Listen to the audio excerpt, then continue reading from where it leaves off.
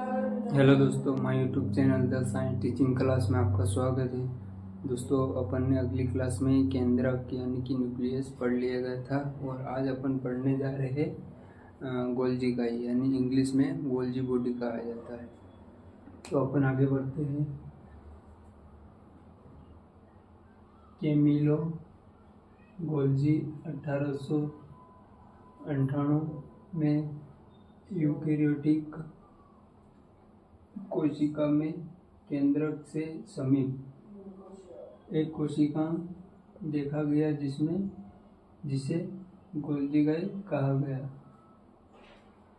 यानी कि यूकेरियोटिक कोशिका में केंद्रक के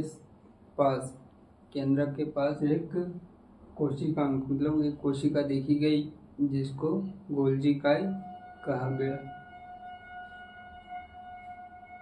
चपटी थैली के समान संरचना होती है, यानी कि यह चपटी होती है और थैली के समान इसकी संरचना होती है। जैसे कि चपटी ऐसे होती है, चपटी इस तरह से, और फिर यहाँ से हो जाती है गोल इस तरह से, यहाँ से गोल होकर ये यहाँ से, और ये यहाँ से होकर फिर यहाँ से ऐसे करके एक चपटी होती है।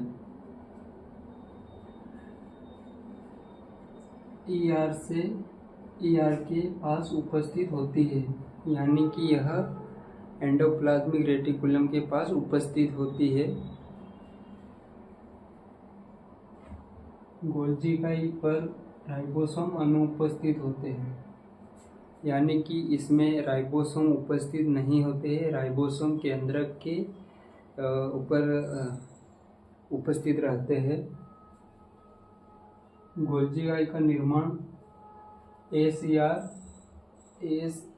से होता है, यानी कि स्मूथ एंडोप्लाज्मिक रेटिकुलम से। गोल्जी एक दूसरे से आपस में जुड़ी रहती है, यानी कि एक दूसरे से जुड़ी होती है। जैसे कि ये मैंने यहाँ पर आपको समझाया अभी, ये एक मान लो ये एक हो गई और ये सेकेंड वाली हो गई, ऐसे ही मतलब एक दूसरे से जुड़ी रहती है। नलिकाकार संरचना का व्यास 0.5 माइक्रोमीटर से 1.5 माइक्रोमीटर होता है, यानी कि ये इसके व्यास यह इतनी मोटी होती है, यानी कि 0.5 माइक्रोमीटर से 1.0 माइक्रोमीटर होती है। जैसे कि इसका निर्माण कैसे होता है ये अपन समझते हैं डायग्राम के हिसाब से। ये हो गया बीच में केंद्रक और इसके आइट साइड हो गए राइबोसोम और ये है केंद्रक। जब यहाँ से ये स्मूथ जैसे कि स्मूथ एंडोप्लाज्मिक रेटिकुलम से यह इधर से मतलब छूटती है, तो ये यहाँ उपस्थित रहती है। यहाँ से प्रोटीन हो गया, वसा यानी लिपिड हो गया, जो भी आता है वो यहाँ आता है सबसे आगे, और इसको एंडोप्लाज्मिक रेटिकुलम कहते हैं। इसको ऊपर वाले भाग को सेल्स फेस कहा गया। सेल्स यानी मतलब केज फेस, मतलब इस पे जो भी वसा हो या प्रोटीन हो यहाँ आके केज हो जाती। केज होने के बाद यहाँ से प्रोसेस इनकी आगे बढ़ती है और यहाँ से नीचे आ जाती है, यानी ट्रांसफेस हो जाती, इसलिए इसको ट्रांसपोर हो जाती, इसलिए इसको ट्रांसफेस कहा गया। और इसको केज फेस कहा गया, यानी कि कोई अपन फेंकेंगे यहाँ से तो ये आके यहाँ अटक गया, तो इसको केज फेस कहा गया। हिंदी में इनको उन्नोदर यानी इंग्लिश में कॉन्वेक्स और ट्रांसफेस यानी कि ट्रांसफर। उत्तला वलय इंग्लिश में मतलब कॉनकेवा, और यह हो गया कोशिका झिल्ली, और इसमें यह होगा ये गोल्जी का ही हो गया। से प्राप्त प्रोटीन व लिपिड यानी वसा को रूपांतरित करने का कार्य गोल्जी इकाई का होता है। यह गोल्जी इकाई का होता है जो प्रोटीन या लिपिड जो एंडोप्लाज्मिक रेटिकुलम से रिलीज होता है वो उसको रूपांतरित करती है, यानी कि बनाती है, अच्छी तरह से मजबूत करती है, इसे रूपांतरित करती है। जैसे अपन ने यहाँ भी आगे भी समझा और अभी फिर समझ लेते हैं। यहाँ से मान लो प्रोटीन या वसा, प्रोटीन है या वसा है दोनों आ रहे, यहाँ पर गोल्जी इकाई है। गोल्जी इकाई की ऊपर यानी केस फेस मतलब यहाँ से प्रोटीन है या फिर लिपिड दोनों, जैसे कि यह हो गया गोल्जी इकाई, यहाँ से आ रहा प्रोटीन और लिपिड, यह दोनों आ रहे, यह इधर से आ रहे, यहाँ गोल्जी इकाई प्रेजेंट है तो इधर से आ रहे ये, यहाँ मतलब यहाँ केस फेस है जो कि ये यहाँ पे प्रेजेंट है केस फेस, और यहाँ ट्रांसफर हो गए इसके बीच में, यानी गोल्जी इकाई प्रोटीन और वसा को रूपांतरित करती है, यानी यहाँ से जब आते हैं इसके बाद यहाँ ट्रांस हो जाते मतलब निकल जाते हैं, तो यह निकलने के बाद कोशिका द्रव में प्रवेश कर लेते हैं। आगे बढ़ते हैं अपन। मतलब एंडोप्लाज्मिक रेटिकुलम द्वारा बनाए गए पदार्थ का रूपांतरण करने का कार्य गोल्जी इकाई का होता है। ये अभी अपन ने समझा, जो कि एंडोप्लाज्मिक रेटिकुलम से जो भी प्रोटीन हो या वसा हो उसको अपन ने यहाँ पे पदार्थ बोल दिया, निकलता है, उसको रूपांतरण करने का कार्य गोल्जी इकाई करता है। आगे बढ़ते हैं। गोल्जी इकाई केस फेस से एंडोप्लाज्मिक रेटिकुलम के द्वारा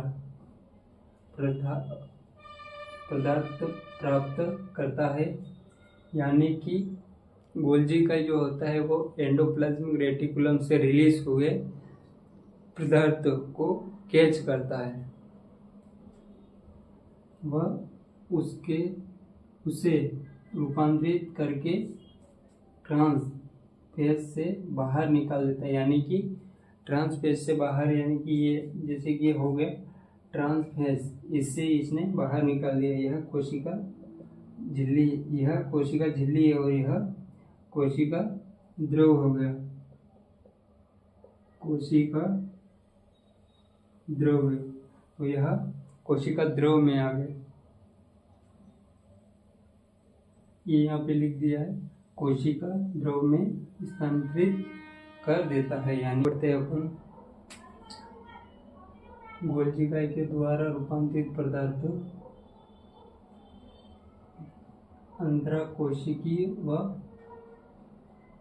अंतरकोशिकीय स्थल में स्थानांतरित करते हैं, यानी कि यह यहाँ पर है अंतरा और यहाँ पर अंतर।